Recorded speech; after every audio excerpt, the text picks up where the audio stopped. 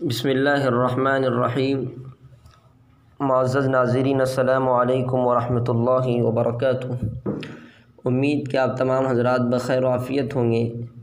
آج میں آپ کی خدمت میں ایک بہت ہی اہم موضوع لے کر آیا ہوں، جس کو ہمارے یہاں بسنت کے نام سے جانتے ہیں۔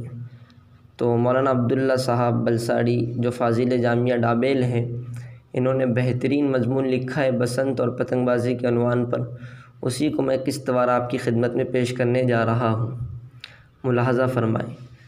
14 جنوری کی صبح برادران وطن کے لیے پرکیف و پرلطف ہوتی ہے۔ موسم سرما زوروں پر ہوتا ہے، ٹھنڈی ٹھنڈی ہوا کے جھونکے جسموں کو چھوتے ہوئے گزر جاتے ہیں۔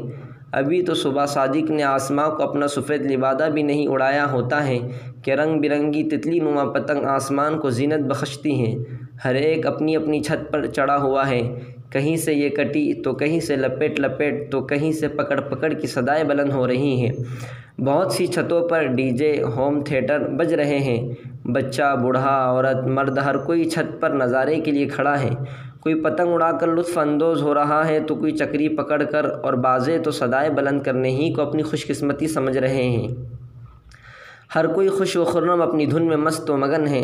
صبح ہوتے ہی بچے راستوں اور گلی کوچوں میں پتنگ لوٹنے کی تیاری میں نکل پڑے ہیں۔ ساحل سمندر پر پڑے پڑے پتنگ بازی کے مسابقے کیے جا رہے ہیں۔ لیکن کیا ہمیں اس خوشی و مسرت کے پیچھے پوشیدہ پس منظر بھی معلوم ہے؟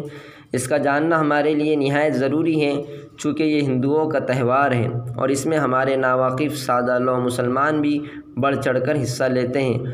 حالانکہ نبی صلی اللہ علیہ وسلم نے واضح طور پر کسی قوم کی مشابہت اختیار کرنے اور اس میں بڑھ چڑھ کر حصہ لینے سے منع فرمایا ہے۔